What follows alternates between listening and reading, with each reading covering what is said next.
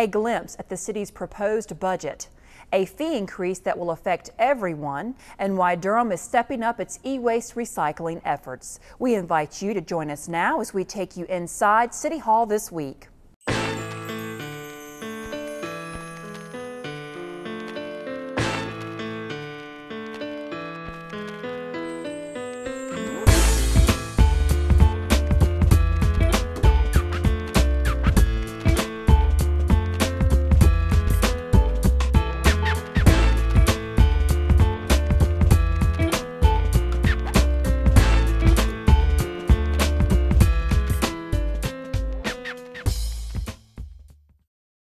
Hello, I'm Amy Blaylock. Welcome to City Hall this week, dedicated to keeping you informed about what's going on inside Durham City Hall.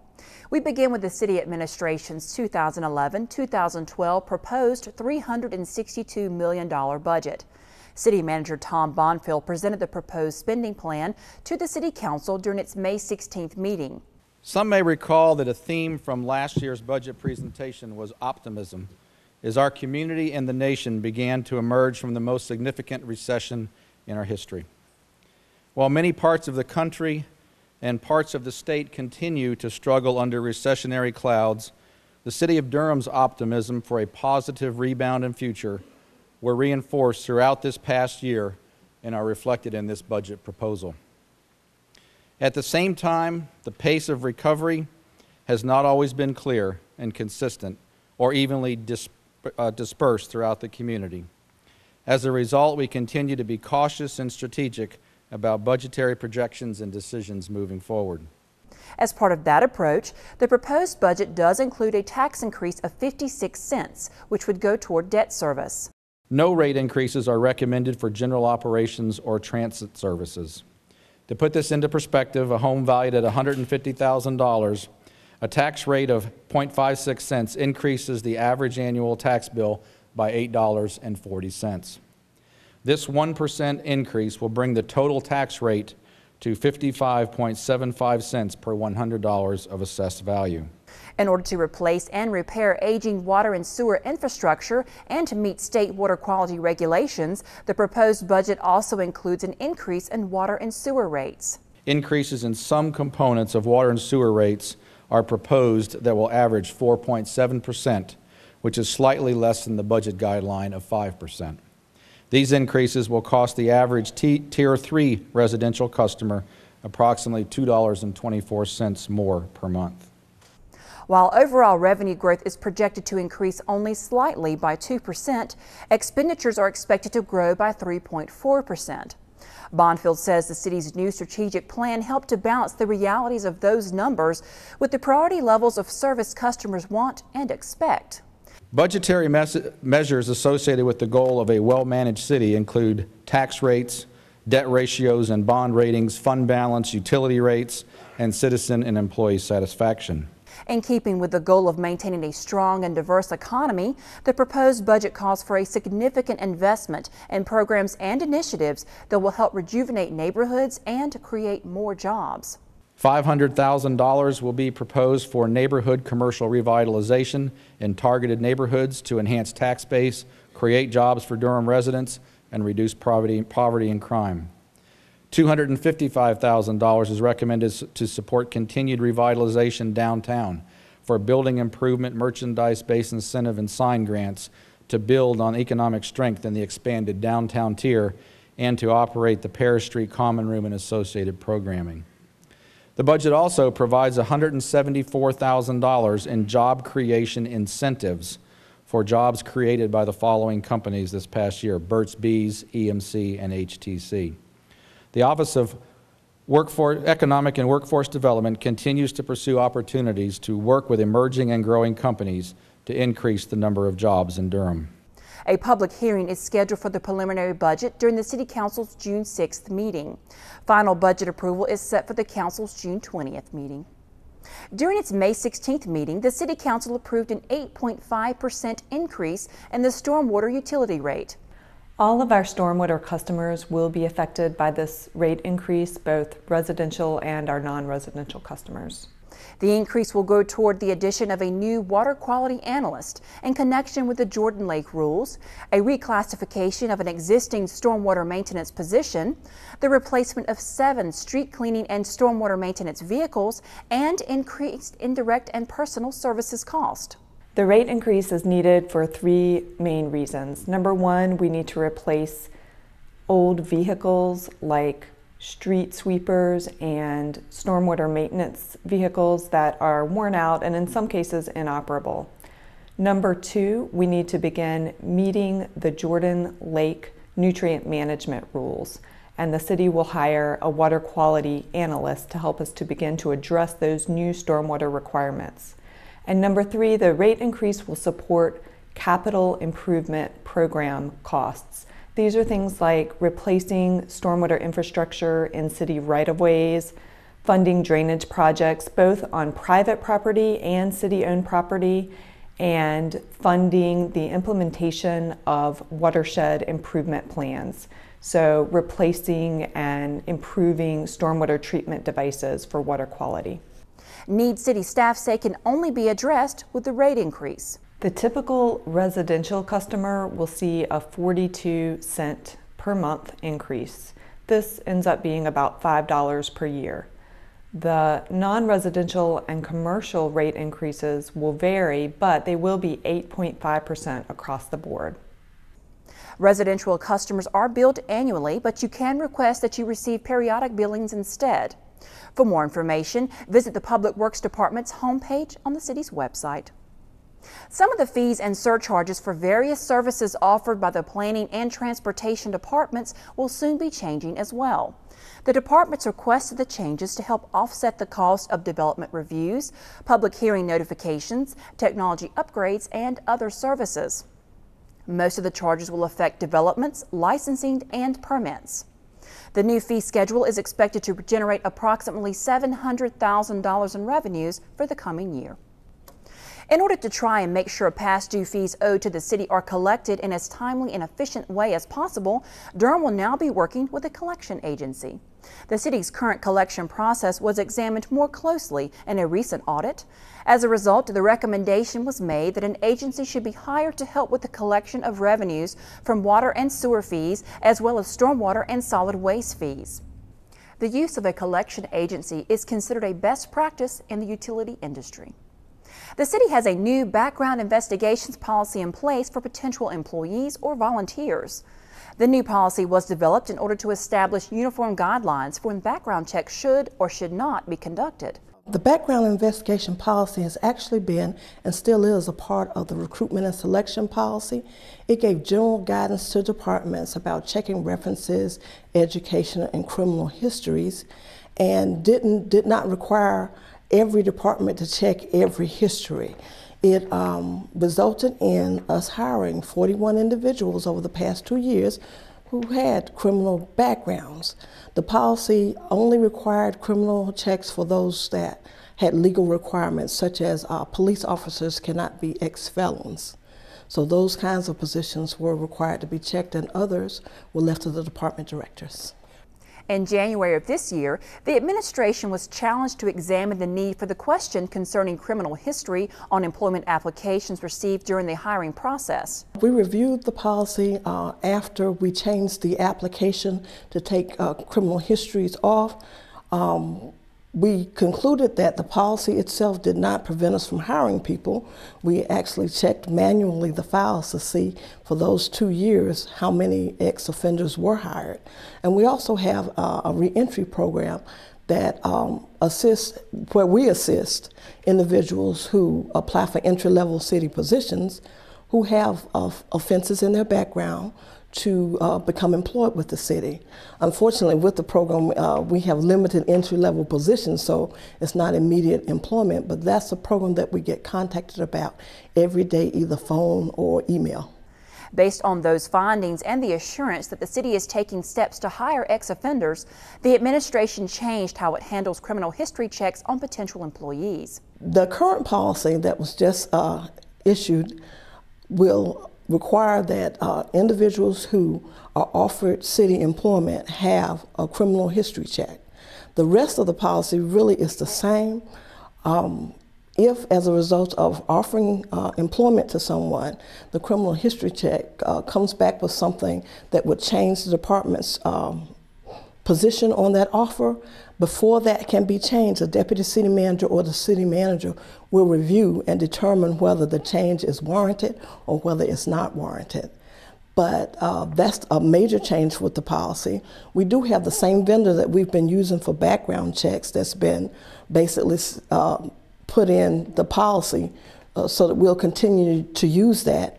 And basically this policy will give consistent treatment to all who offered employment. Now, departments like police and parks and recreation, fire that have the legal requirements will still do their process in the same way that they have been doing it in the past. The standard background service check will now be given in addition to physical exams and drug screens already required for employees who have been given a conditional offer of employment. Durham's 911 Center gets a technical upgrade that could save time and lives. Find out what it is and how it works when City Hall This Week continues.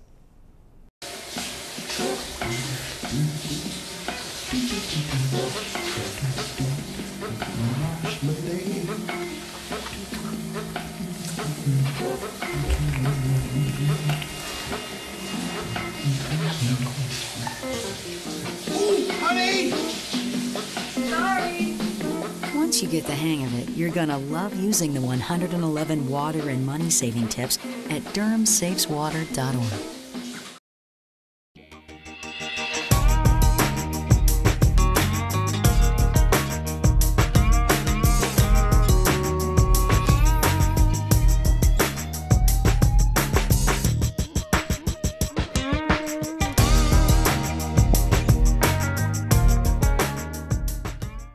Welcome back.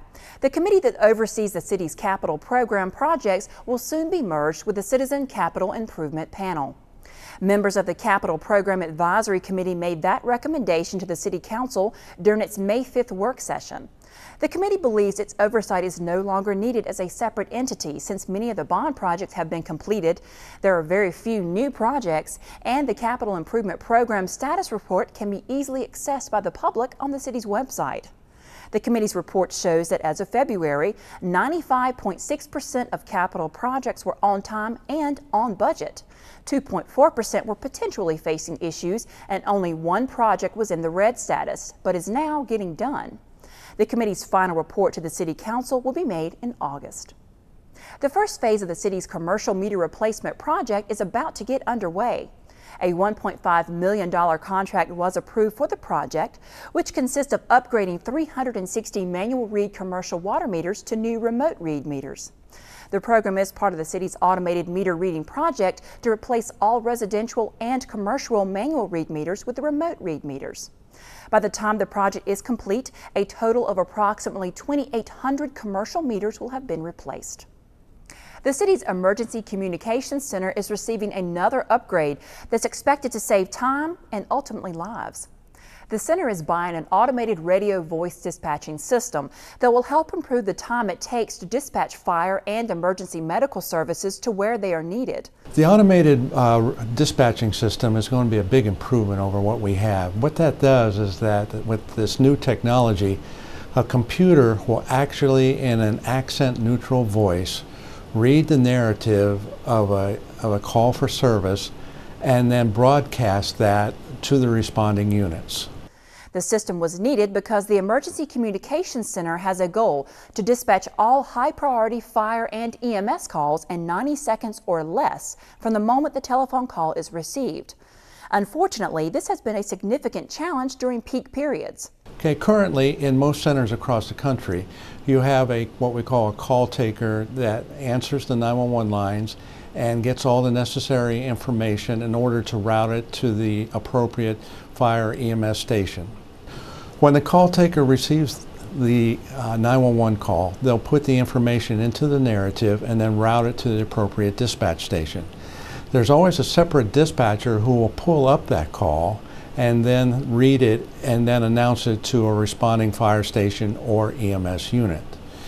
How this improves the process is that that step is then eliminated. With the automated radio, voice radio system, Once that call is routed, the computer then takes over and then reads the narrative and sends off the alerts and the alarms to the fire or EMS vehicles automatically.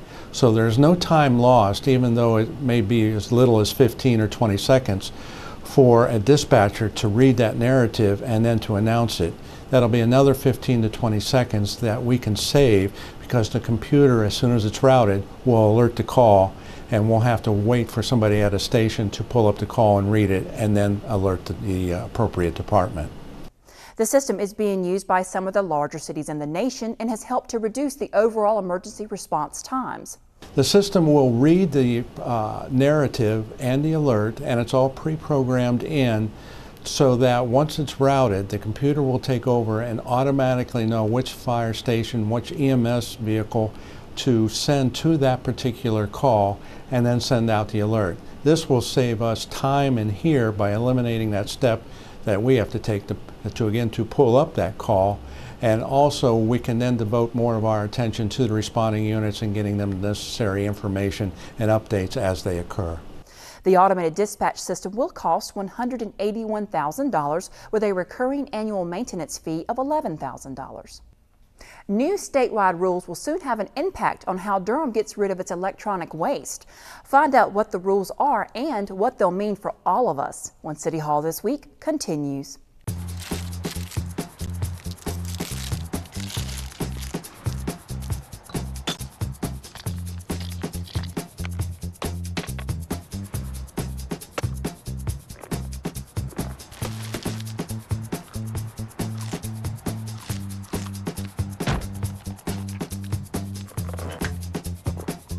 What we do to the planet, we do to ourselves. You can help keep America beautiful. Visit KAB.org. Hello. Yes. Can I ask a few questions about the apartment on Park Street? What was your name? My name is Juan Hernandez. It's been rented. Oh, it's gone. Hello, my name is Sanjay Kumar. I am calling about the apartment on Park Street. It's not available. Not available? Hello, my name is Tyrone Washington. I'm calling about the apartment on Park Street. Just been rented. Hello, I am Chen Ling. My name is Khalid bin Ali. I'm Tuan Vo. Hello, my name is Moshe Goldberg. I use a wheelchair. It's gone. Not available. All right. Thank you. Yes, hello, my name is Graham Wellington. I'm calling about the apartment for rent on Park Street. Is that still available? Yes, it is. Oh, it is? Yes. Really? Housing discrimination is illegal. If you think you've been a victim because of your race, color, national origin, sex, religion, disability, or family status, call us. Fair housing. It's not an option. It's the law. Welcome back. Durham's priority list of future transportation projects is now being incorporated into the regional 7-year Transportation Improvement Program. The program is adopted by the Durham-Chapel Hill-Carrboro Metropolitan Planning Organization and the State Department of Transportation. It's updated every 2 years. The Transportation Improvement Program, or TIP, is the document that includes how federal and state transportation funds will be spent over the next 7 years. The planning organization and the state are in the process of approving the 2012 through 2018 transportation program and have begun development of the 2014 through 2020 program. The transportation project list that the City Council endorsed during its May 16th meeting will go toward that program. The Transportation Improvement Program includes highway projects, bicycle, pedestrian, and transit projects. The list submitted to the planning organization includes both new projects and those that were submitted for the last transportation program but were not funded. The City of Durham's list includes, on the highway side, widening NC 54 from Barbie Chapel Road to NC 55 in South Durham. Also the modernization of Irwin Road from Durham to Chapel Hill. This would include wide outside lanes and safety improvements. The bicycle list includes greenway projects like the West Ellerby Creek Trail, the Rocky Creek Trail, and the Duke Beltline Trail. The pedestrian list includes sidewalks on Duke Street, Roxborough Street, Holloway Street, and NC 54. And the transit list includes replacement and expansion buses, as well as new park and ride lots. Now that all the local lists are in the hands of the planning organization, the regional list will be submitted to the state in 2 phases. The city's local list will be submitted to the Durham-Chapel Hill-Carrboro Metropolitan Planning Organization. The MPO will then combine the city's list with lists in Orange County and Chatham County to create a regional list. This is then submitted to the North Carolina Department of Transportation, evaluated according to a quantitative methodology, and they use that to come up with a statewide priority list.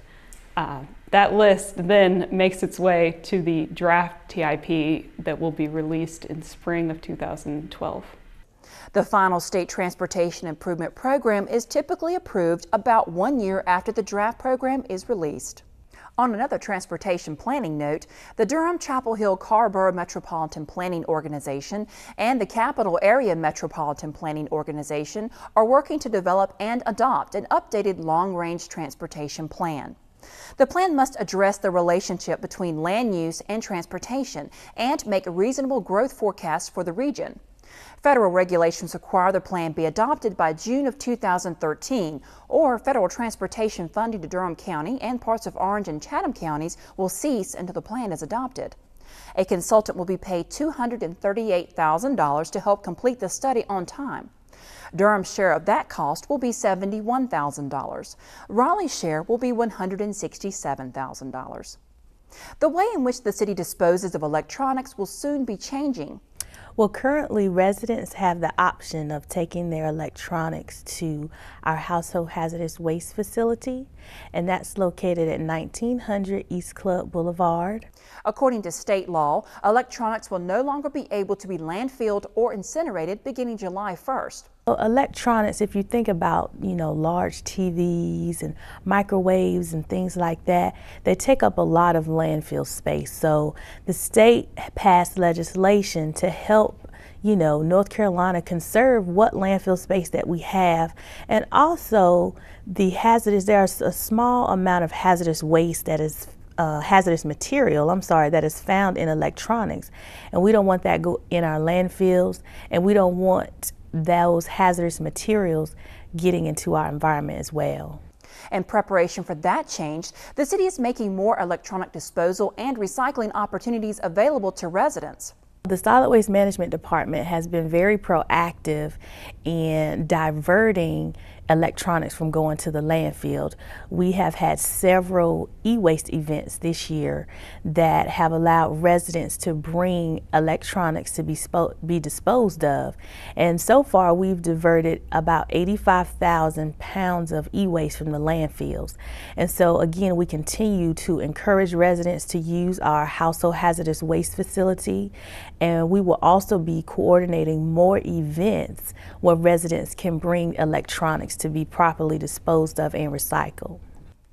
The electronic waste collected by the city will be given to a recycling vendor, which is expected to save approximately $31,000 a year in disposal fees.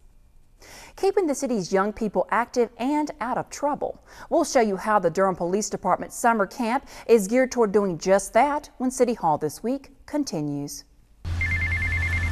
Yeah, I'm almost there. I just gotta find that cross street.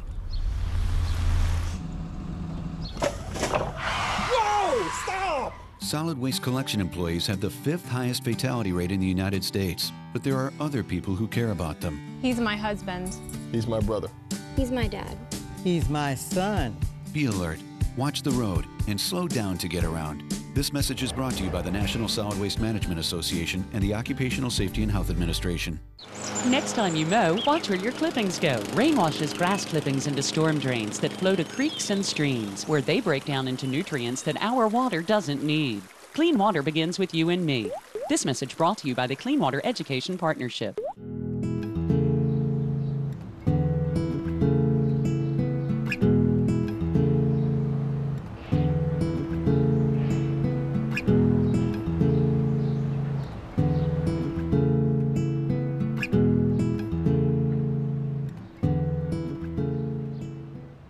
Welcome back. Dozens of Durham teens will be able to take part in a great experience this summer.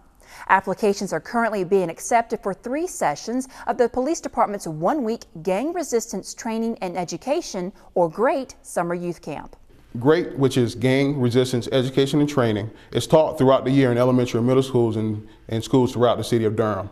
And what we do in the GREAT curriculum is teach kids life skills, dealing with peer pressure, staying away from drugs, guns, gangs, the importance of good decision making. Those are things that we teach throughout the year in the Durham Public School System. And basically what we do is we carry the same concepts over to the summer camps and teach the kids the same things and have other educational and fun things throughout the summer camp. Basically, the Durham Police Department saw a need to give kids something to do during the summer months. A lot of times when school's out and parents are working, kids are at home doing nothing or doing something they have no business doing. So we thought it was a good idea to have something constructive, have something positive and educational to allow the kids to interact with the police officers during the summer camps and do things positively. The 3 free sessions are scheduled for June 20th through the 24th, July 11th through the 15th, and August 8th through the 12th. The activities that we have lined up this summer for the summer camp are, we do visit the Durham County Jail. We also go skating. We do a full day field day activities at Eastway Elementary School, in which they'll be participating in kickball, football, flag football, basketball, and all sorts of field day activities, and that'll be a full day. We usually have the fire department come out and spray the kids with the water. They usually enjoy that. So we have a whole lot of fun activities and also educational activities planned for the summer camp. The camp sessions are open to youth ages 11 to 14. The first 30 completed applications for each camp session will be accepted. The camp is open to the whole community. Anybody can apply to come to the camp. The first camp, we do have three camps this year. And the first camp is usually catered to kids that have gone through the GREAT curriculum the previous year. The second 2 camps are pretty much open to anybody throughout the city, and they can come and take part in the summer camps just like any other kid in the city. Applications can be picked up at the front desk of the Police Department's headquarters at 505 West Chapel Hill Street or from a GREAT officer at your child's school. That does it for this edition of City Hall This Week. Be sure and visit DTV8 on Facebook and Twitter to find out how you can tune into this show, City Life, and all the city's programming. You can also find us on demand on the city's website at durhamnc.gov/DTV8. I'm Amy Blaylock. Thank you for joining us for City Hall This Week.